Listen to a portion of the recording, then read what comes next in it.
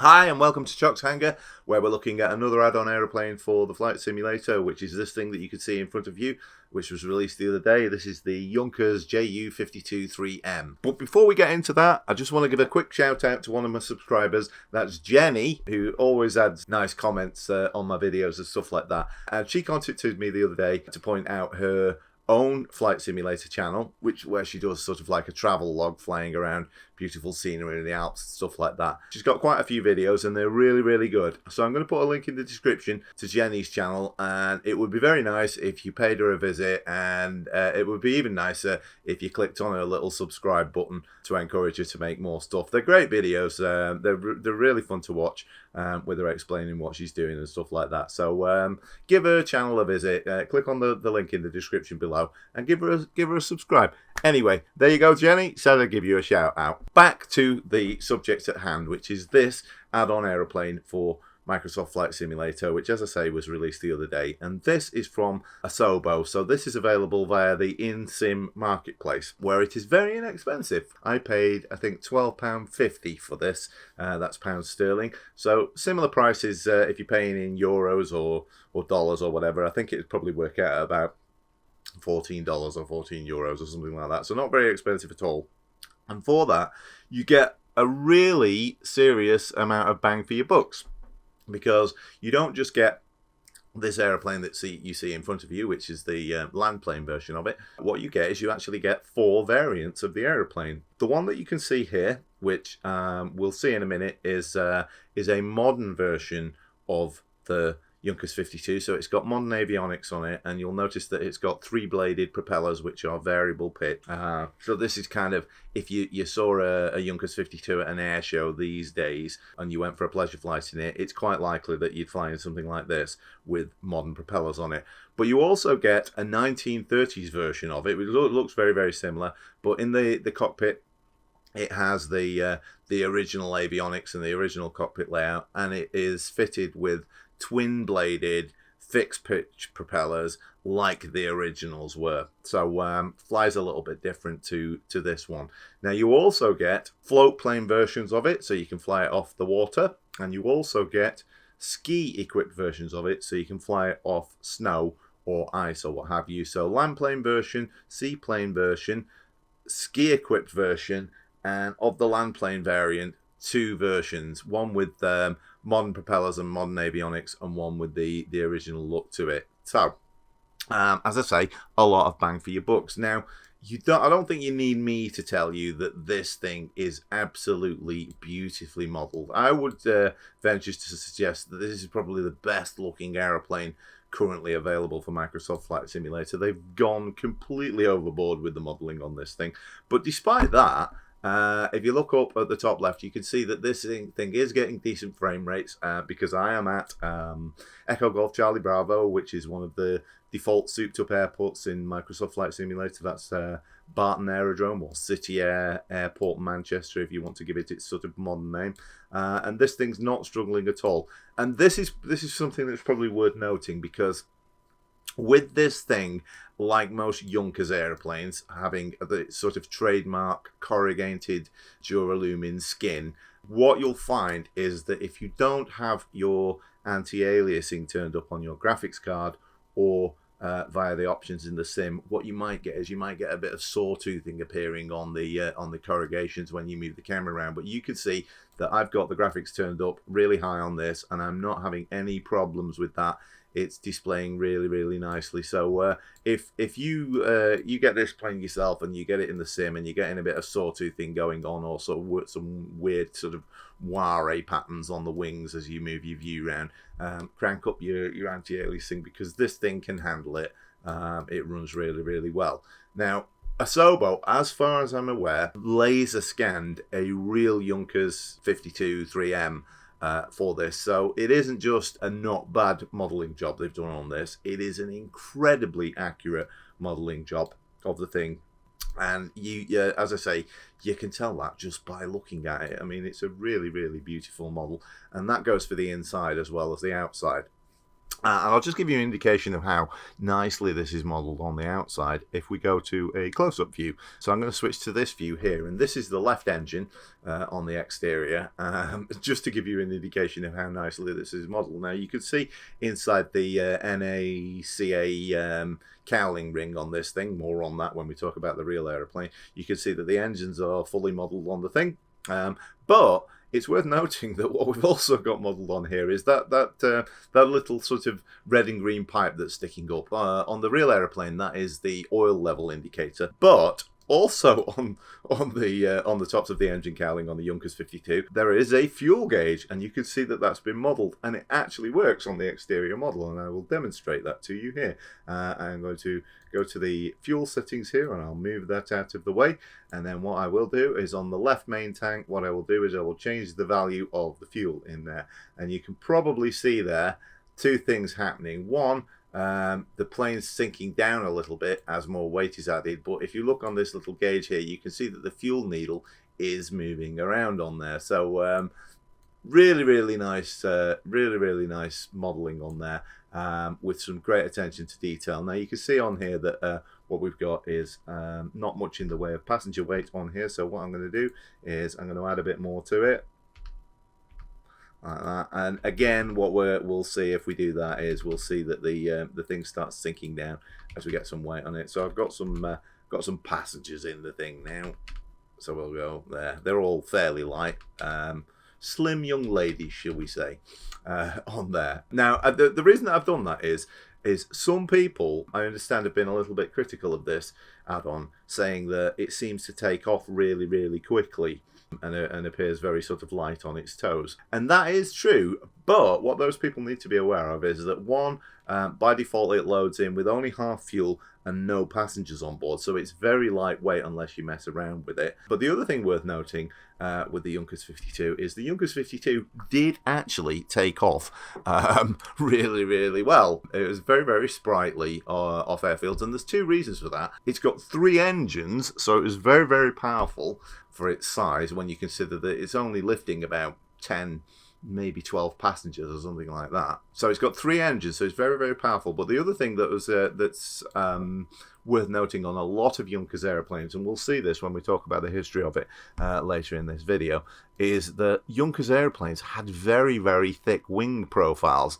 They were more bothered about, when they were making airplanes like this, they were more bothered about the utility of them being able to take off from relatively small fields rather than giving them really slim wings to make them very fast. So if you look at the wing, you can see it's really thick, so it generates a lot of lift, and that is one of the reasons why it takes off really well. The other one is it's very powerful. It's got a lot of engine power on the thing, particularly in this variant with the variable pitch props. Might be a little bit slower to take off with the fixed pitch props on the earlier variants. Now, the one thing that you don't find on any of the variants is, and I know some people will be a little bit disappointed about this, and we'll see that when we look at some stuff, when we look at the history of it, is that a lot of the very early versions of the Junkers 52 had wheel spats, or wheel pants as some people call them, fairings over the main wheels and what have you. You don't get any variants with fairings over the wheels. The truth is that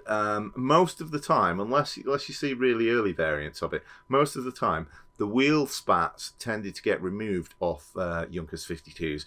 There was a couple of reasons for that. One, they were typically flown off fields with that were quite rough, so grass could jam up in them. And the other reason was mud could fly up into them, and that would make them potentially at risk of tipping over on their nose as the fairings got blocked up, but it could also affect the braking capabilities of them if mud and grass went in there.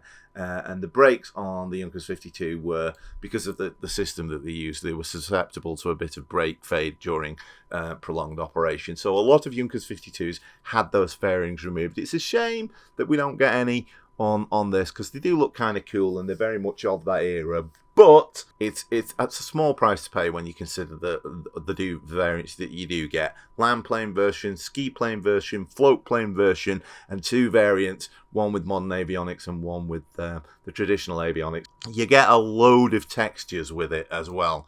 For each variant, you get, I think, a good 4 or 5 textures on the thing. And I should imagine lots of people will be producing repaints of this thing. Now, it's at this point that I'm going to address an elephant in the room, which is something that we'll talk about a little bit more when we talk about the history of the aeroplane and what have you. And it's this. If you look at this aeroplane, you can see that it is a Lufthansa aeroplane. Now, the Junkers 52 it first flew in, I think, 1929, the very, very first version of it. And then it was in production throughout the 1930s and then into the 1940s. I think the Germans stopped producing it in 1944. But after the war, it went into production as well in several countries. They made some in Ireland and they made some in Spain and stuff like that. But at the height of its production, when this was an airliner in the 1930s, in Germany in particular, this aeroplane wore this livery. Now, you don't need me to tell you that this obviously is a bit of a controversial livery. You do not get any liveries in this add-on with this symbol on them for very, very obvious reasons. Obviously, Microsoft Flight Simulator is sold all around the world, including in Germany, where there are some restrictions on that particular symbol on the tail of the plane. So you don't get any variants in this add-on with a swastika on them, and I can completely understand why. So this aeroplane, the original livery of it would have looked like that, not with Junkers on the tail and the German flag on it. And before anyone asks, no, I have not done a repaint of this with the swastika on the tail. I mocked that up in Photoshop, so don't be asking me to provide you with that livery because it doesn't exist. I knocked that up in Photoshop. Anyway, let's get gets that one out of the way straight away. More about the history of the aeroplane and that kind of involvement with Germany when we talk about the history of the thing. But back to the add-on aeroplane. So let's take a look on the inside of the thing, where we can see that the beautiful modelling continues on the interior. Now, this, because it's got the 3-bladed props on it, is the modern variant with the modern avionics. So what you've got is a completely modern cockpit on here with modern avionics. The interior, the passenger cabin, remains the same on this and the other variants, and I'll show you the cabin on the thing. I'll just move the camera around. I'm going to have to shift it down a little bit so that we can move the camera through because it blocks on there. But you can see in here a really, really beautifully modelled interior, and I do mean beautifully modelled on this thing. It's so well done and so nice. What you've got is all that. It looks kind of like a 1930s bus or something with them wire racks above it, and I will move the camera up so you can see that. This is so beautifully modelled, and there are some differences on the interior of this thing in comparison to the one with the older avionics. I'll show you that in a moment, but you can see that what we've got a really, really lovely interior on the thing. More on that when we look at the other variants of it. So I'm going to move the camera down and come back through here. You'll notice that there is a little dicky seat there. That's where if you've got a flight engineer, they sit there so that they can work the throttles on it and stuff like that. So anyway, here we are back in the cockpit, and I will move the camera up back to where we'd be in the pilot's position, and we go there, and I'll give you a little bit of a guide on the cockpit of this thing. Now, what we've got here is a difference that you will see when we look at the older original layer of it. You can see that what we've got is all the V speeds on there and stuff like that, which is kind of helpful. So if you're actually learning how to fly this thing, there's a lot of placarding on it, which makes it a little bit easier to learn it. So if you want to fly the original version of it, it's probably worth taking a look at this. I'll talk a little bit about the V speeds for the thing when we take it for a bit of a fly, but you have got a lot of them on there on this thing. Anyway, so we can have a look at this thing. What I'm going to do is I'm going to remove the yoke visibility. You can do that on both sides if you want to, so you can hide the yokes on them there, so that you can get to thing. And let's have a look at the avionics that are on this thing. So what we've got, starting on this side, you have this thing here. I will move the view down so that you can You can see that, and what that is that is a combined gauge for the flaps and the trim on the thing. So when you move the flaps, so I'm lowering the flaps there, I'm using the keyboard to do that, you can see that the left hand side of the gauge drops the flaps. On the Junkers 52, it's the first flap setting, which is 10 degrees for takeoff on the thing. Landing flaps, all the other stages, on there. And then over on the right hand side, what we have is we have another needle here, and that is elevator trim. And you can see that that is moving. I'm rolling the trim wheel on my Satec / Logitech exterior trim wheel on there. You do need to give this a little bit of nose up trim to get it off the deck. So that's where you can read the flap settings and you can read the trim settings. More about the flaps and stuff like that when we talk about the real thing.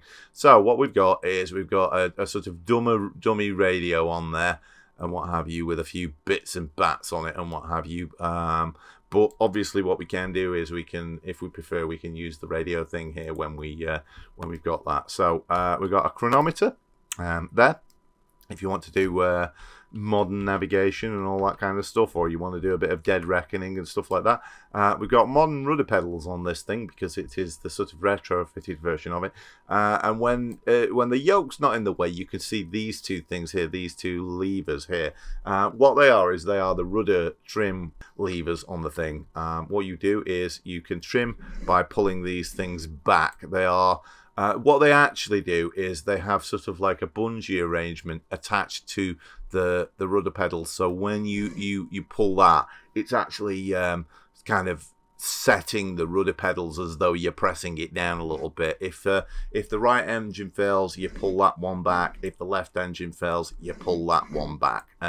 That's how those things work. So they are the rudder trim controls. There is an elevator trim as well, which is this thing here, the elevator trim wheel there. You can see there, flaps pitch. Now it says flaps pitch because one of the unique things about the, well, not unique, but unusual things about the Junkers 52 is that when you mess around with the elevator trim, it actually alters the flaps on the thing as well. They're all kind of linked together. And the ailerons, in fact, the ailerons droop 14 degrees when you drop the flaps on a Junkers 52. So it's all kind of linked together. But if you're wondering what those levers are, they are the rudder trim wheels. Interestingly, when we talk about the Junkers 52, the real thing, the two engines on the exterior, I just flip to the exterior view, the actual engines on the thing, you might never have noticed this about the Junkers 52, but if I go on a top view and look down, you'll see that the engines are actually sort of aimed outwards a little bit. They're more perpendicular to the slope back wing on the thing, so they're not pointing straight forward. I'm sure you can probably just about make that out. Now that was done deliberately on the Junkers 52 as part of the design, because obviously with this engine angled out a bit that way and that engine angled out a bit that way, if one of the engines fails, what it does is it helps combat asymmetric thrust on the thing. So, you know, very, very clever design and lots of cool stuff going on the Junkers 52, of which one of the things is that, if you've never noticed that before. So anyway, carrying on the interior, what we've got here is we've got the center panel light on the thing. I will show you what the lights look like on this thing in a moment or two. And then, of course, what we've got is we've got a lot of gauges for sort of hydraulic pressure and system and stuff like that. Navigation gauges on there. Airspeed indicator. This version with the variable pitch 3-bladed props can go a little bit faster than the older version, which has the twin-bladed prop. We've got gyroslaving there. We've got a modern artificial horizon. We've got an altimeter there that's a little bit more modern. We've got a vertical speed indicator. We've got stuff for doing VOR navigation on there and what have you. So it's all very modern. And then what we've got is we've got some backup gauges on there. We've got RPM gauges for the 3 engines, and we've got manifold pressure gauges underneath. And then down below that, what we've got is we've got the gauges for the lubrication system on this side and the fuel system on this side. So we've got cylinder head temperature below there, fuel pressure there, oil pressure there, and then oil temperature there. This is worth looking at if you want to fly the older version, because the older version is placarded in German, and if your German's not that great, you might be a little bit little bit puzzled as to how things work, and that's true of the engine start gauges on and buttons on the thing as well. This can look a little bit confusing on the original version if you're not sure about it, but it is slightly different. And there are a couple of things on there that are a little bit puzzling, so you might want to look at this version if you're learning the older version. Now, a difference that we'll see when we get in the older version is the older version does not have propeller pitch levers on it. You can see there the propeller pitch levers. I'm moving my SATEC throttle quadrant to do that. Obviously, the older version does not have variable pitch propellers. Now, you've got this thing here, which is the lubricant supply, and it's got 2 sections on it, and this might confuse you as well if you want to do a manual start. What it is on we've got a start setting there, so you can get these things and roll them back to that setting there. But what it actually was on the real thing was you would put it on that setting there where it says start, and that would allow you to pull the props round. The ground personnel to pull the props around to put a bit of oil through the cylinders on the thing. So that's the setting that you have it on to start the thing if you want to. So if you're a bit puzzled as to why there's a start setting and then there's a run setting, that's what's going on there. We've got fuel tank selectors there, and then if we bring the view down here, you can see that what we've got is we've got all the intercom systems and stuff like that there, and the no smoking signs and what have you, and then we've got a relatively modern radio on there, and we've got all of the lights on the thing here, which I will be using in a moment. They are on the original Junkers 52. The lights are on the back panel up there, and you can see that we have actually got a few switches up there, which I'll get to in a minute. So we've got the pitot heat there, which you can turn on if you want to, or you can use your keyboard shortcuts if you want. And then what we've got is we've got the mixture levers there, so you can see there those things work as you'd expect. With them going a bit forward. So if you're looking at this panel and thinking, oh my god, it looks really confusing, it's not actually as bad as it seems. Most of the levers work in the correct way. We've got up here all of the stuff for the magnetos and what have you, and it can be a little bit confusing when you look at the older version. So if you're having a little bit of difficulty with the older version with the magneto switches on it, which we'll see in a minute, you can check out this thing and see how it starts.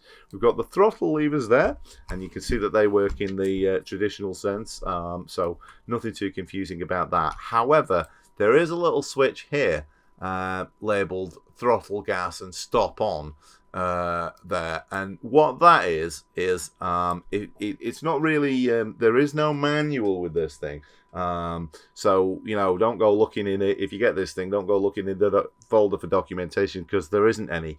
Although I will put a link in the description to where you can actually get hold of a manual for this thing if you want to. Not free, unfortunately, but I will put the link to it. But what this thing is here is that is kind of like a fuel booster, and what you are supposed to do is you are supposed to turn that on when you get above 800 meters of altitude. So that's about, you kick it in at about 2,500 feet and it boosts the fuel a little bit. So that's what that thing is there, as far as I'm aware.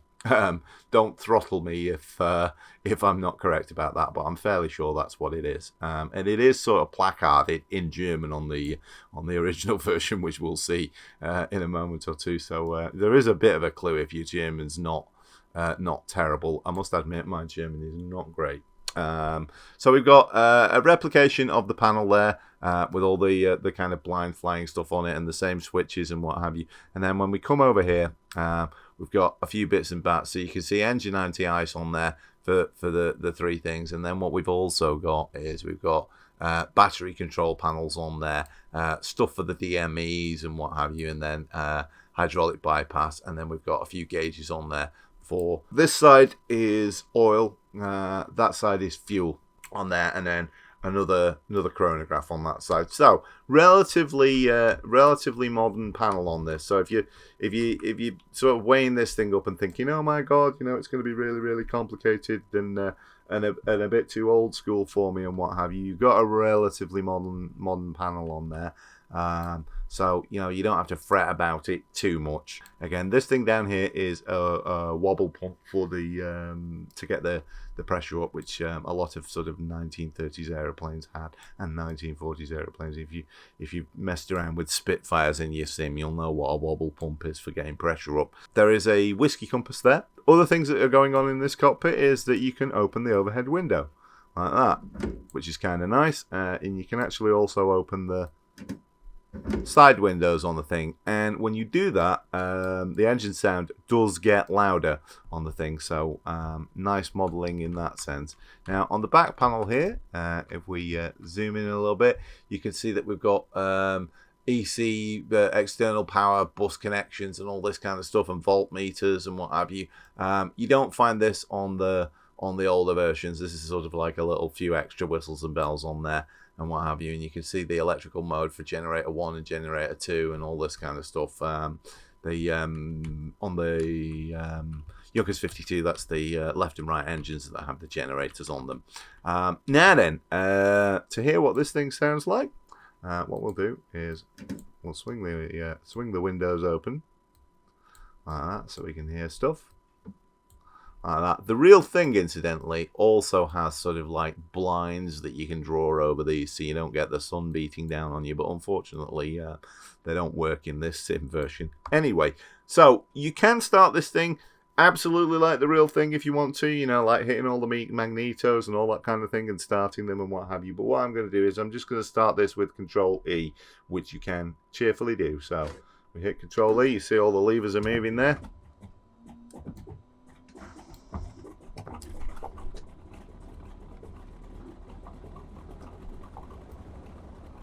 And away it goes with all the engines running.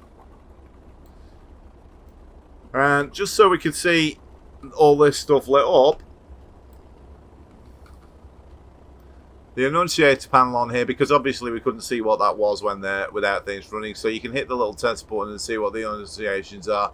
So it's warnings for cylinder head temperature, oil pressure, starter, electrical system, hydraulics, and if you've not got the pitot heat on, it'll give you a warning for that. So we can see if I hit P to turn the pitot heat on or off, I could get, when I'm in the air, a little warning saying, oh, you've not got the pitot heat on and what have you.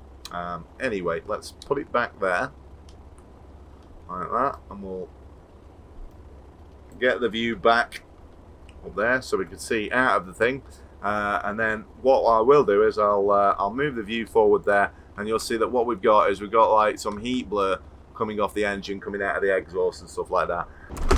So nice visual effects on it, although it does make it a little bit difficult to read that fuel gauge on there, and there is of course one on the other side there, so you know, it can be a little bit tricky to read that fuel gauge. But I suppose what you could do if you wanted to is you could go here and you could go back into this bit here and you could have a look from there and what have you, and you should just about be able to see what the needle is reading. Now if we go on the external view, you've got 3D modeling on the engine sound, so the sound does change when you get around there. So, you know, quite nice animations on the props and engine modeling and what have you, and the sound of the engines is nice and what have you. So this thing looks really great. Now of course what we want to do is we want to see what this thing looks like at night. So what I'm going to do is I'm going to change the time to night time there, and then what we'll do is we'll turn on all the lights like that. Now you can see that what we've got on there is some wing lights and wingtip lights and all that kind of stuff, and strobe lights. And if we go in the cockpit, you can see that there is a slight issue with the lights appearing on the prop blades and what have you, which they would kind of do, but it's a little bit over the top. Asobo have noted that, and they've said that they are going to address it. You'll notice that obviously what we can do is we can play around with the light settings on there like that. So you can mess around with the lights on there, and you can turn them all off if you want to, and you can fly it by the little spotlight, or you can have that thing on if you want to. So it's entirely up to you which one you go for. So let's have a look at the older version of it, which has a different cockpit. So here we are looking at one of the old original versions, and you can see the difference there. Twin-bladed fixed pitch props, but otherwise pretty much identical on the exterior. Nice paint job, and yeah, as I say, you get loads of paint jobs with this thing. So very, very cool looking. I really like that paint job. So let's have a look on the inside, and here we are with the more or less original cockpit with the older layout. So a lot of the stuff's the same. Notice you're not getting the V speeds on there. So it's worth a look at the modern version that we were just looking at, just to if you want to familiarize with things, and some slight differences in the cockpit. So I will cover those. I'll remove the yoke visibility. But just before we do that, what I'm going to do is I'm going to move the view down, and I'll take you back into the rear cabin, and you can see that it's a bit more old school. It's broadly similar to the other version, but you can see that the seat backs are a little bit different and what have you. So nice attention to detail with a good vintage look to the thing, which is, I just think that's really, really cool. Like I say, this is a lot of bang for your bucks.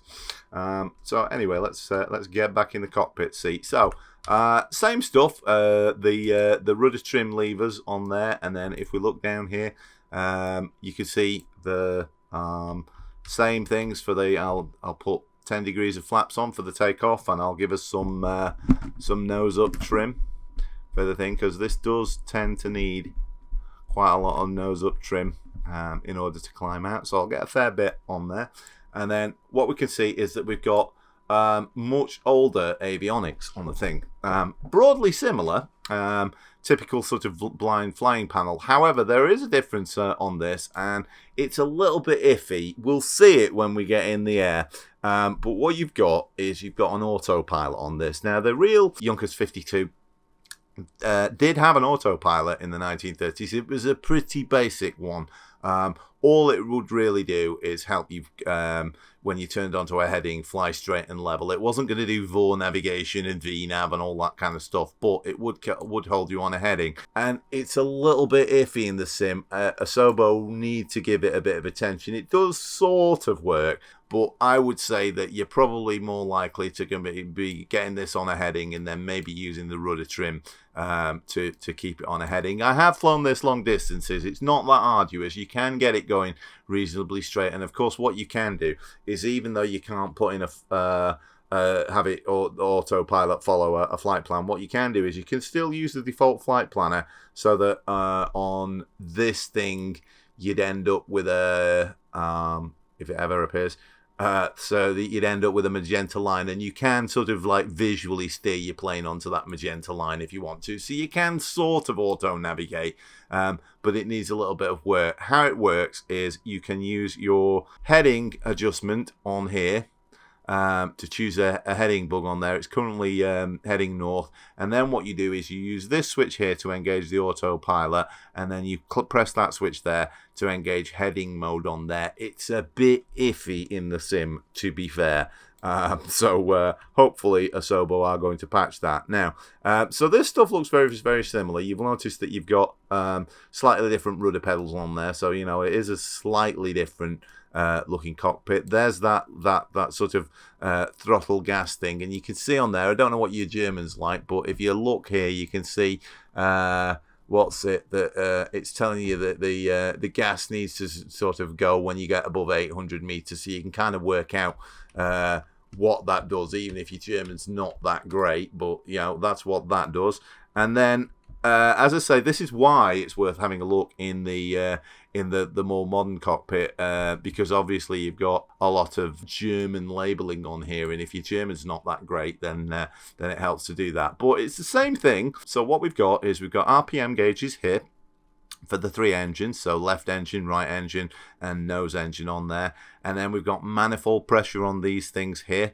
And then what we've got is Schmierstoff, which is your oil system. And so what we could see is sort of oil pressure on there and what have you. And then what we've got is the Kraftstoff, which is fuel. Yeah. So these 6 gauges here are your fuel pressure and cylinder head temperature, and it also says here, it says Einlast, which is input, and Aus, which is output sort of thing. So one of them sort of like going in stuff on the top and going out stuff on the bottom. I'll talk about the middle panel in a second, but what we'll do is we'll just carry on over on there. No whiskey compass there, which there was on the modern avionics version, but of course we can, if we want, use that Shift plus Z application, which is a free download from flightsim.to if you want to get that sort of Shift Z stuff on. And note that that puts that on there as well, so you can get that thing up, so you can have it a bit like, you know, older versions of Flight Simulator. Now, I'm not the world's expert on this, so forgive me. I'm basing most of what I know about this review on manual that I bought, which is a PDF version of a manual, but it's for the CASA 352. It's either the 352L or the 352S, which is a Spanish-built post-war version of the Junkers 52. So I've been using that manual for it, but it doesn't cover everything. But what I can tell you here is, if you work it off, you can see smear stuff there, which is your oil. So you can tell that this is related to it, and that is smear stuff cooler, as in oil cooling stuff. So we can see lubricant cooler on here, and what these are these are little switches where if you press them and move your mouse, you can see that you're turning that, and you can get the kind of lubricant cooler working and what have you. It can be a little bit sort of like fiddly to use, but if you click and move your mouse, you'll get that working. And then what we've got is we can reduce the oil pressure with this little valve here, like that. So you've got that for oil cooling and what have you. And then what we've got is we've got engine cooling here on these things here. So what you've got is you can increase the air to the cowling flaps on there, and then what you've got is your injection shut-off valve, and we've got a nebulizer which will alter the sort of air going into the engines. And then what we've got here is we've got set compressed air bottle left and set compressed air bottle right. I have no clue whatsoever what the compressed air is for on this thing. So, you know, yeah, and I've looked in that manual that I've got, and it doesn't really have any information on that either. We've got outside air temperature gauge, and then we've got a replication of the blind flying panel on there with vertical speed indicators and the altimeter and the turn and slip indicator, artificial horizon and what have you, and radio navigation thing there for radio beacons, and the airspeed indicator. Bear in mind that this thing will be a little bit slow. That's for your heading that you've put on the autopilot thing that we saw before. Bear in mind that this is you know, old school navigation. So carrying on down, let's have a look at the middle now. There's this incredibly confusing looking magneto thing on here with a main starter button there, and then individual magneto switches there for the individual engines, and then what magnetos you have selected, and then the ignition systems there. So it looks terribly confusing, but if you want to figure that out, the way I suggest that you do it is if you hit Control E and watch what those switches go on when you start it. There is a battery button there, and when we click that, you'll see that a few things are lighting up. Note the difference here, that on the modern avionics version with the variable speed props, this was where the variable speed props levers were, but on this they are the engine starters. So if you've got all the magnetos set on the right thing and you pull these things up, it will start the engines. But you can of course use Control E if you want to. Same thing as we saw before, even though it's got old school labeling. So you can actually see that it says there von hand pump there, i.e. via hand pump. What that's referring to is when you put this on that setting there, what it's talking about is it's talking about the ground crew pulling the props through to make sure that there's some oil in the top engine cylinders, because obviously radial engines like there were on this thing, that a lot of the oil sinks to the bottom cylinder, so you pull the props through to stop getting a hydraulic lock from any oil or fuel that's dropped into the bottom cylinders. And when you turn the props around, it pumps the lubrication through, so when you're starting the engine, you're not starting it on bare metal. So that's what that's about. So you put it on that. Oh, come on. You put it on that setting there to start it, and you put it on that setting there when it's running, and that is your engine cutoff setting that you've got there. Fuel tank selector, all fuel tanks in the middle, or the left fuel tank, or the right fuel tank. And then what we've got is we've got an old school radio on there, and then fire extinguishers there, and a parking brake lever there. And then what we've got here is we've got the mixture lever, same thing, mixture cutoff, mixture rich on there, throttle levers there, and as I say, there's that gas thing there. Trim wheel there, with the indicators there, rudder trim on that thing there. That is the switch there that was underneath the autopilot that's in between the rudder trim levers is the anti-icing.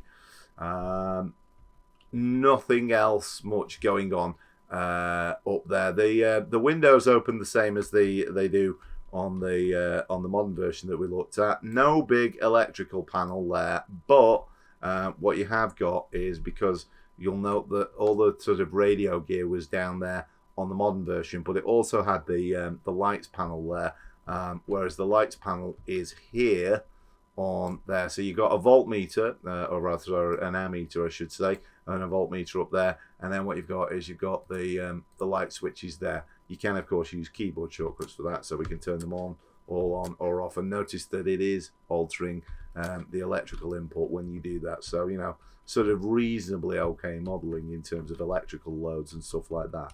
So if we get the yoke visibility back on this thing like that, I will move the view here, and what I will do is I will hit Control E, and you'll see that it's going to do all this stuff for us. So note that we've got the fuel cutoff, the lubricant cutoff at the moment and what have you, but it is going to sort it all out for me when I hit Control E. So watch what these magneto switches do. It's not going to flip these up and pull those levers, which you would do if you were starting it manually, but you can start this with Control E. So here we go, Control E.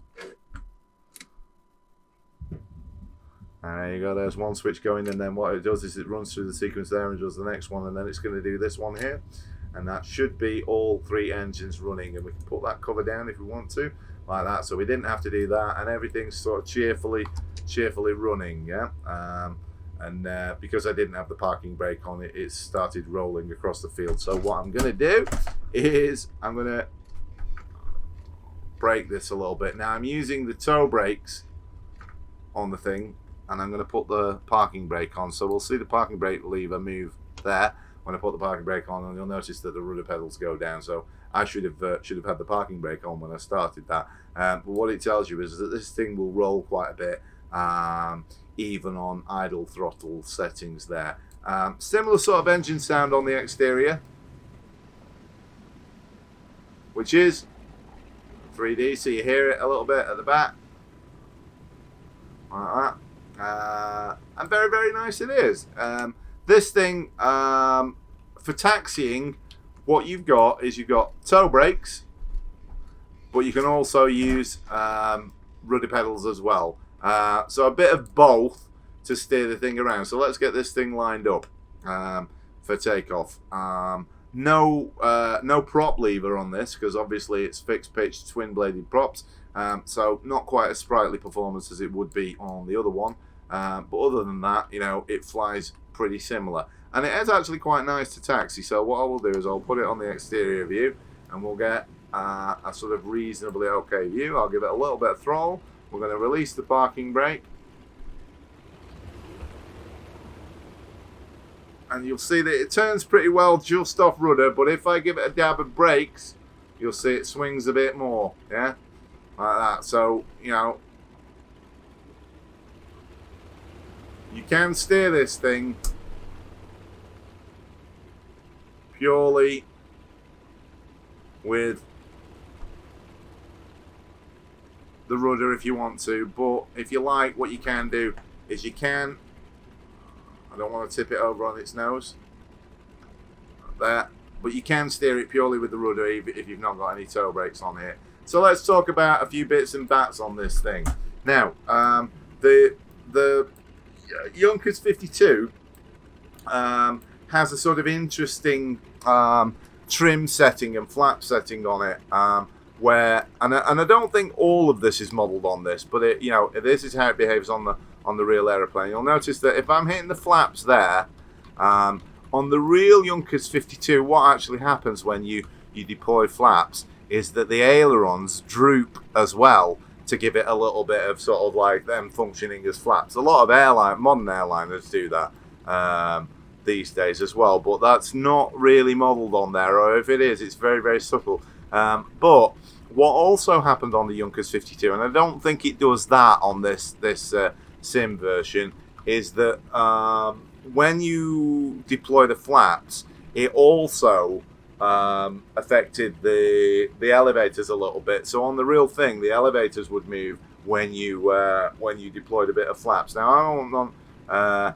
10 degrees of flaps, and I just want to check in the cockpit to see what the elevator trim setting is on there. And so if I look at the elevator trim setting, you'll see there that if I get the elevator trim setting on a little bit of positive, but not necessarily a massive amount, you'll see that the elevators have gone a little bit more in line there. So don't be too alarmed if you see that the elevators are raised a little bit, because that's how the trim works on this thing, because it didn't have adjustable trim tabs. If you actually look at a real Junkers 52, it has got trim tabs, fixed trim tabs that you could adjust on the ground by bending the metal, but the actual trimming on the thing, on the real thing, was acting on the control surfaces, not on individual trim tabs. So the full control surface moves when you use the rudder or the elevator trim tabs on it. Rudder travel on a Junkers 52 is kind of interesting as well. It's 30.5 degrees to the left deflection with the rudder pedal, but it's, I think, 31.5 degrees, i.e. one more degree to the right to give you a little bit more control on the ground. So the Junkers 52 has a lot going on it, yeah. And all this sort of interesting stuff, all of that kind of stuff is why it would take off in quite a short distance. It doesn't look like we've got much airfield in front of us there, but trust me, this thing will get off just fine. Helped by the really, really high lift system of the flaps and the ailerons and what have you. As I say, the ailerons are also working as flaps, so almost like full span flaps, if you will. Plus 3 engines, plus a really, really thick high lift wing, which means that the Junkers 52 is not a fast aeroplane. Cruises between about 130 and 150. You'll get a bit more speed out of it on the retrofitted version that you get in this with the variable pitch prop, because obviously you can be a bit more efficient on engine power and what have you. Speeds for this thing, you can look at the V speeds on the modern version, but I'll tell you that it will fly with some flaps as slow as about 56 knots, which for a big aeroplane is quite impressive. So anything down to about 56 knots, if you've got enough flaps. Might need a lot of engine power to do it. It takes off typically at anywhere between about 65 and 75 knots, something like that, and your typical climb out speed is about 80 knots and what have you. So providing you got your trim settings correct, you're all right. So quite a lot of stuff, but as I say, I'll put a link in the description to where you can get that manual for the Casa 352, which is the post-war Spanish excuse me, the post-war Spanish-built version of the Junkers 52. Anyway, let's get this thing in the air. And then after we've had a bit of a fly around and we've brought it in for a landing, what we'll do is we'll have a look at the history of the thing. So here we go. So I've got the mixture fully forward. No props lever on this, so it doesn't really matter whether I've got my Satex prop lever fully forward or fully back, because there's no variable pitch prop on this thing. I'll pull the view back a little bit so that you can see the rudder input required for this when I throttle it up. It is It does require, I'm just making sure I'm on the right flap setting there, which is 10 degrees for takeoff and whatever the hell you like for landing. But as I say, you know, with full flaps and plenty of power, you can bring this thing in at about 55, 56 knots, so it'll land pretty slow. But I'm going to keep it on this view so that you can see the rudder inputs for takeoff. It does, when it initially starts rolling, need a little bit of right rudder. Not much, but you'll see that I probably have to give it a little bit on there. So anyway, let's throttle this thing up, and then we'll get it on its nose wheel. And I'm having to put a little bit of right rudder in here, but not much. Once it gets a bit of speed on, it starts sort of tracking straight. I've got the rudder off. We'll do about 75 knots there, so we should be able to lift the thing off like that, and up it goes like that. Now I'm hands off. You can hear me clapping like that. And then what I will do is I'll go on the exterior view and I'll bring the flaps in, and you should see that the nose drops a little bit. So here we go, flaps coming up, and it starts pitching down a little bit, but because I trimmed it up, we're doing all right. So yeah, I recommend that you get a bit of trim on this thing. I'm going to back the throttle off a little bit because we're nicely doing 125 knots, which is that's pretty good, and what have you. Now bear in mind that this is a transport aeroplane, so we're not going to be chucking it about all over the sky, but it flies really, really nicely, and generally speaking, it's kind of on the money performance wise and what have you. And what I will do is when I sort of I'm heading kind of downwind, what I'll do is I'll come off the controls and I'll give you a little bit of a preview of what the autopilot works like. It is not the best. So there we go. Now, because I've come back on the throttle, she's dropping a little bit, so I can get some power on and should pick up.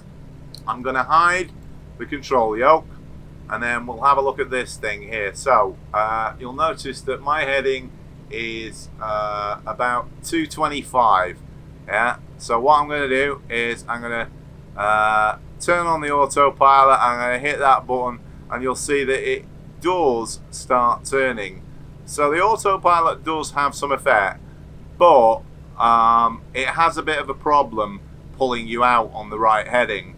So what I would recommend you do is, so clearly you can see that this thing is turning north, but you can see that we've got north set on there, and it's not really rolling out when we head north. You're probably better off pulling it out yourself and then letting the autopilot do what little it can. But as I say, Asobo think really do need to work this a little bit.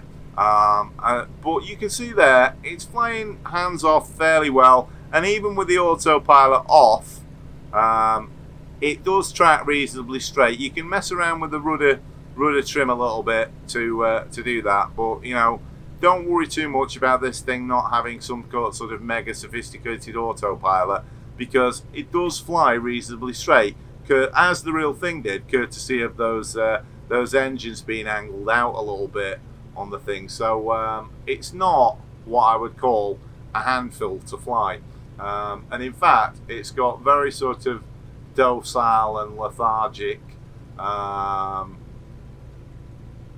control ratios and what have you, because it's a big old slow aeroplane, and very, very nice to fly. And if you're thinking, well, yeah, you know, it's a nice old aeroplane, but, you know, would I actually use it in my flight simulator?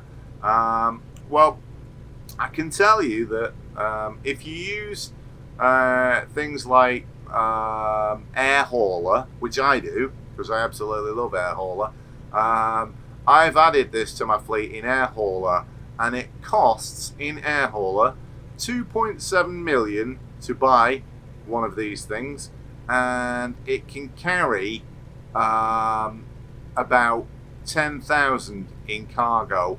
You could fit more in it if you were prepared to trade off fuel for the thing, and as I say, it'll cruise at about 150, something like that, and it's got a pretty decent range on it. You know, maybe maybe 700 miles or something like that. So it's actually not bad in air hauler. So if you were thinking, well, you know, would I actually use it in my sim? Yeah, I think you would, to be honest. I certainly intend to, because, you know, I love all these old bangers. And as I say, there I am, hands off. It'll fly reasonably straight, but it won't fly perfectly straight. So it's not a handful to fly. You will occasionally have to course correct it, but it's not so terrible that you couldn't trim it up, leave it flying level, and nip to the loo, or, you know, go and make yourself a cup of tea or something like that, and come back to find the thing completely out of control. That's not going to happen. It will fly along cheerfully on its own, as long as you've got it reasonably well trimmed and you've got a fairly decent throttle setting on the thing. So yeah, if you're worried about, oh, well, you know, I don't like the fact that it hasn't got a really sophisticated autopilot on it, and at the moment hasn't even got an autopilot that works very well at all, you're still going to be able to use this in anger in your flight sim, if you like. So anyway, let's bring this thing in for a landing. So I'm going to get the throttle back, and then we'll give it plenty of flaps, which is going to start making it really draggy. Oh, and I did say, we get the engine open. The engine does sound louder when you open the window, so it is kind of cool in that respect. So there's the airfield in front of us. Now,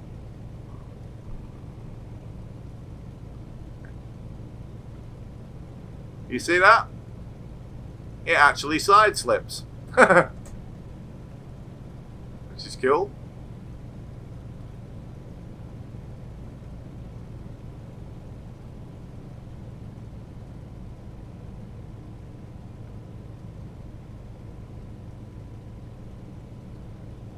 So there's the airfield.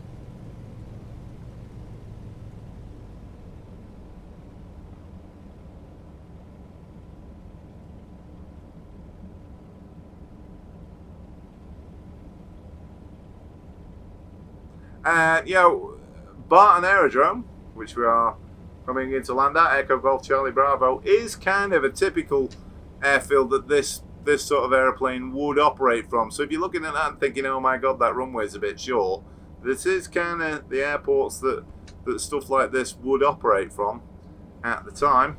Just going to give it a bit of power to get over those trees.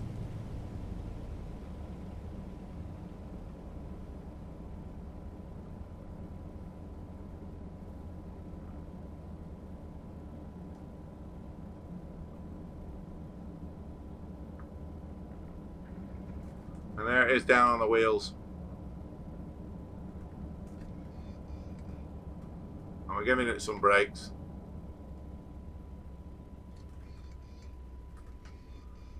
And there you go, no problem getting in that field. So yeah, this thing will take off from pretty small airports, and it will get into pretty small airports, and I'm giving it rudder and toe brakes there, and you can see it turns pretty well, almost within its own length,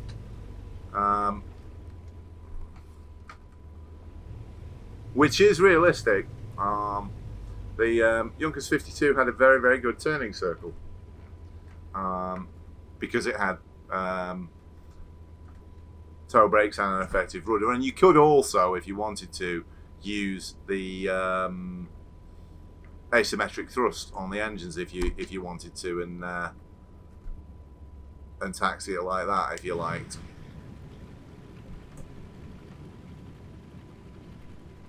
And as I say, the brakes are fairly effective on the thing as well. So we get the flaps up,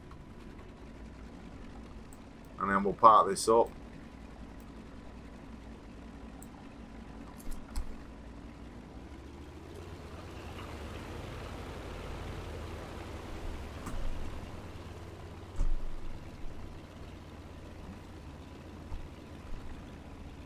And if you want to know about how feasible it was to actually land big aeroplanes at airfields like this, I can tell you that I know someone, or did know someone, who in World War II landed a Lancaster bomber on this airfield. And they lived nearby. They lived in Stretford nearby. And the RAF weren't too sure about whether it would be able to take off from the airfield, so they ended up getting a bit of impromptu leave where they could go home and see their relatives. True story, that. Anyway, let's go in the cockpit and let's shut this thing down. So obviously what we can do is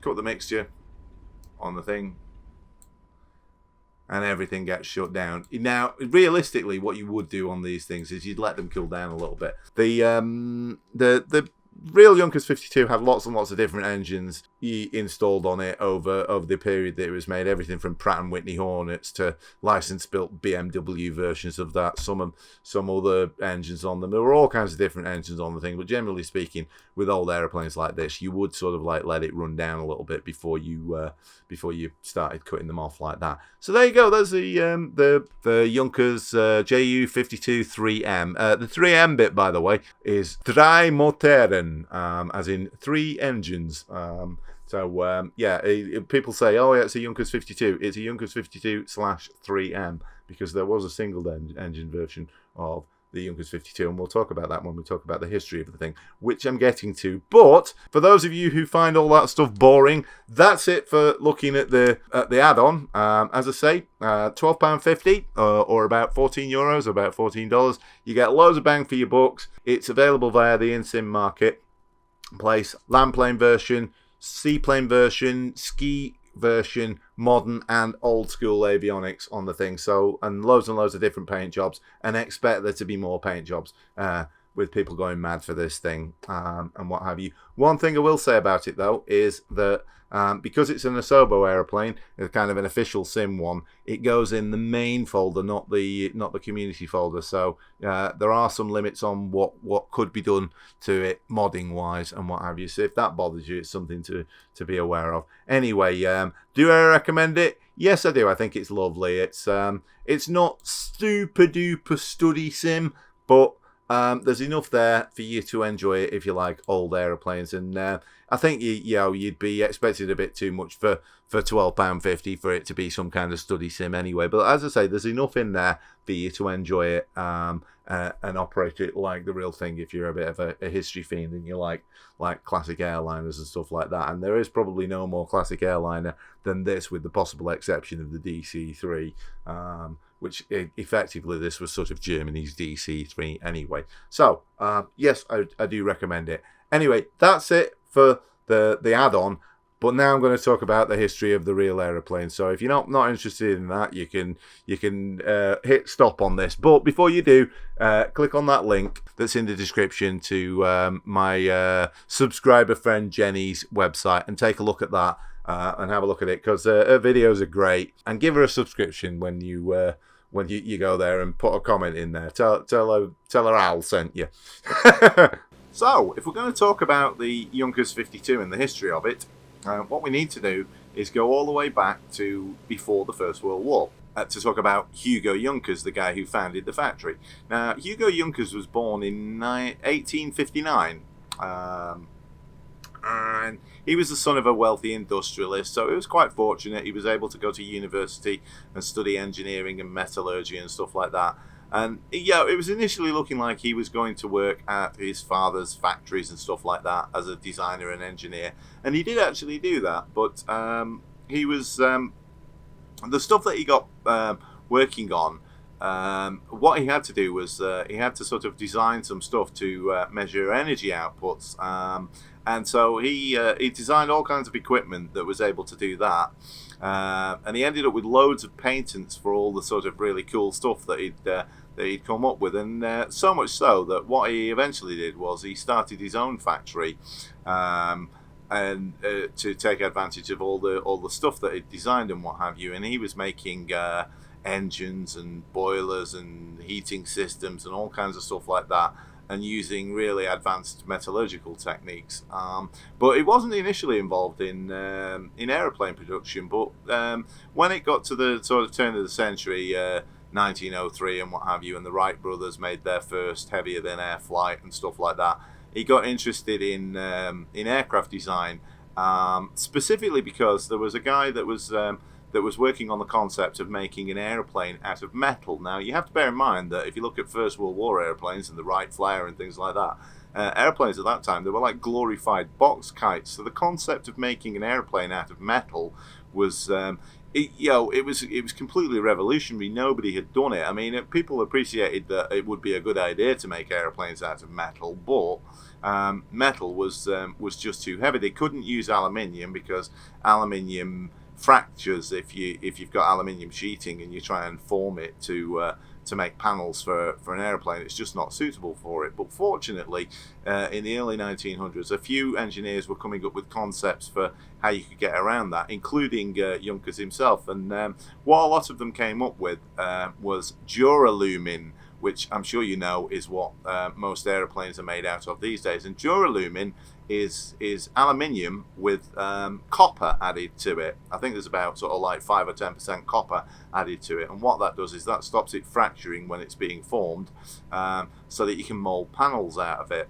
And anyway, there was a guy that he was teaming up with that was wanting to make a metal aeroplane, and Junkers' factory actually initially made the metal panels for it, but this was before duralumin was widely available. And so what they actually made was they made an aeroplane that was actually iron sheets, which sounds like it'd be incredibly heavy, but Junkers' stuff his techniques and factories and stuff like that were so advanced that he was able to make iron sheets that were as thin as 0.1 of a millimeter thick. Now that's amazing to be able to make sheet iron that thin. And so what they did was they built, the Junkers factory built the first all-metal aeroplane, which had the slightly insulting nickname of the Tin Donkey. Now, it was still very heavy because it was made out of iron sheeting, but it proved the concept of making a metal aeroplane. The thing did fly. It couldn't make it to very, very high altitude, but it was unique in not requiring any external bracing or anything like that. It was its own self-supporting structure, and as proof of concept, it worked really well. But of course, that was at the time when the sort of First World War was starting off and what have you, and so the German military got very interested in what Junkers was doing, and they insisted that he have a go at making military aeroplanes for them, which sort of went against what Hugo Junkers felt personally, because he was a Democrat and a bit of a pacifist and what have you, and he didn't like the idea of making military aeroplanes, but he was interested in making aeroplanes and interested in making stuff out of metal and what have you, and he was kind of had his arm twisted up his back to make stuff for Germany, because obviously Junkers was a German company. And so what he designed was he designed a few ground attack aircraft and fighter airplanes, but because he was a bit of a pacifist, he wanted to make them really safe for the crews. So he came up with stuff where they had armored cockpits, and conceptually that's like what the A-10 Thunderbolt has, and the IL-2 Sturmovik. So he was very, very ahead of his time and made these really heavily armored aeroplanes that were suitable for ground attack, that were really difficult to shoot down. And he also made a single-engine fighter. But even though it was all metal and very modern looking and what have you, performance-wise, it wasn't that much better than the wood and canvas fighters that were about. So they didn't actually make many of them. But it's a ground attack aeroplane. I think they made a couple of hundred of them, and I think I'm right in saying is that there's only one example of one of them ever being shot down, and even that, it may possibly have not been shot down. So his airplanes were incredibly well advanced and very heavily armored. and what have you. But of course, Germany lost the First World War and what have you. But after the First World War, the fighter plane that Junkers made, what they did was they produced a sort of 4-seat airliner version of it and what have you, which is this thing that you see here is the Junkers F-13. And so this looks not dissimilar to the fighter plane that Junkers designed, but obviously it's a passenger aeroplane, and you can see already that kind of Junkers 52 look to it, because what Junkers was doing was he was using duralumin corrugated metal, because the corrugations add a lot of strength to it and what have you. But what it is a metal subframe with the sheeting over the top of it. Now, during the First World War, the German military had forced the Junkers factory to team up with Fokker to make airplanes. And Fokker were very advanced on making tubular metal fuselages and were very advanced in welding techniques and stuff like that. So we're talking about sort of very advanced metallurgy. But after the First World War, they sort of parted ways, and Fokker carried on making tubular metal fuselages with wooden laminated wings and stuff like that, whereas Junkers were making all metal stuff, usually with a metal subframe and then corrugated metal sheeting over the top of it, which was light and extremely strong and what have you. And they made this F-13 airliner, which was very popular, and there were lots of them ordered by sort of fledgling airlines after World War One, and this was an incredibly popular airplane. But not content with that, obviously air travel was becoming more popular, and so they made several sort of more advanced airplanes. But one of the problems for Junkers in the 1920s and 1930s was the armistice from the end of the First World War severely limited what German aircraft manufacturers could actually build. And so a lot of the time what they'd do is they'd have shadow factories in other countries where they'd build stuff. And Junkers, obviously being into aviation, got very heavily involved in starting airlines too, because obviously he was interested in creating markets for his products and stuff like that. So, he was making more and more advanced metal aeroplanes. So you've got things like this, which is the W33. Which is again was an incredibly popular airliner, and then you've got this, which was the W34, and you can see that kind of Junkers 52 look going on there with that thing. And then there's this thing, which is the Junkers 160 and what have you. The Junkers 160 actually had corrugated metal on the wings, but originally it had a corrugated fuselage, but then they made it with a smooth fuselage, and that was a little bit faster. So that's one of the minus points of a corrugated fuselage, is aerodynamically, in terms of surface drag, it's not particularly great. So most Junkers airplanes, including the Junkers 52, were not noted for being particularly fast, although they were incredibly strong and very, very high lift and what have you. And it wasn't long before, with the airlines that Junkers had been involved in starting, that he started analysing what the requirements were for airliners in not very well developed countries, and from those studies what they came up with was the concept of a freighter aeroplane that would be able to fly heavy mining equipment and what have you. And that was where the sort of origins of the Junkers 52 came about. They wanted to make an aeroplane that was very rugged, easy to maintain and what have you, and could carry a lot of heavy loads.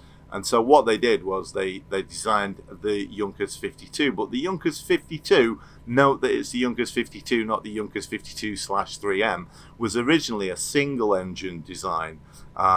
So it's the same as the Junkers 52 that is the subject of this simulator version, but with just one engine on the front of it. Which gives you an idea of how much lift the aeroplane was able to develop if it was able to fly on one engine. However, as an airliner concept, people were not happy with the idea of one engine when engines weren't as reliable as they are these days. And so what they did was, when they designed the Junkers 52, it was always with the idea of adding more engines to it so that they could do an airliner version of it. So they produced the Junkers 52 and sold a few of them, but then they eventually developed the Junkers 52 3M, the triple engine version of it, originally with Pratt & Whitney Hornet engines, but then BMW license built that engine and developed it a little bit, so that was quite a common engine to use. But there were all kinds of different engines used on Junkers 52 variants and what have you.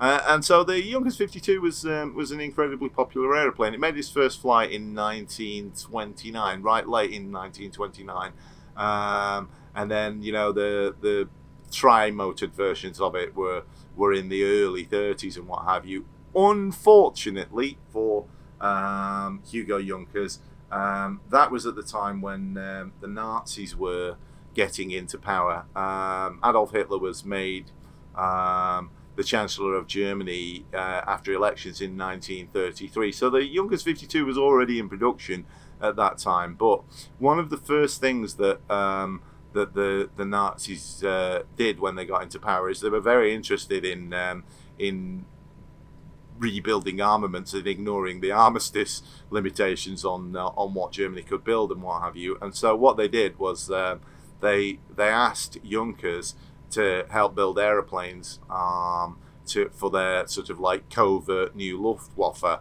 Now, of course, Hugo Junkers was a pacifist and a Democrat, and not really in favour of the Nazis. In fact, Hugo Junkers was a big patron of the arts. He was one of the main supporters of the Bauhaus movement, which the Nazis didn't like. So that was another reason where he got at odds with them.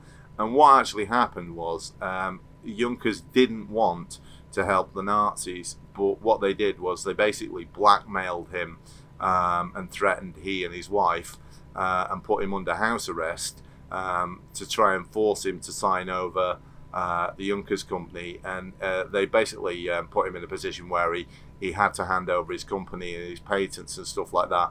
And it was while he was under house arrest in 1935 that he died, no doubt due to the pressure that the Nazis had put on them, because they were really horrible and what have you, as we all know. So the interesting thing with this is that the Nazis took control of the Junkers company and built the Junkers 52, and particularly Junkers 52 3M triple engine version of it, and made bomber versions of it that were equipped with machine guns, and they used those in the Spanish Civil War, which is where that Casa 352 connection comes from, with Spain building them after the Second World War and what have you. So it was used as a bomber, but of course Germany were working on other aeroplanes like the Heinkel 111 and the Dornier 17 and stuff like that, again ostensibly as airliners, while they were secretly building up the Luftwaffe, but with the intention of them being used for bombers. So the Junkers 52 was built all the way through the 30s and up to 1944 by the Germans, and then of course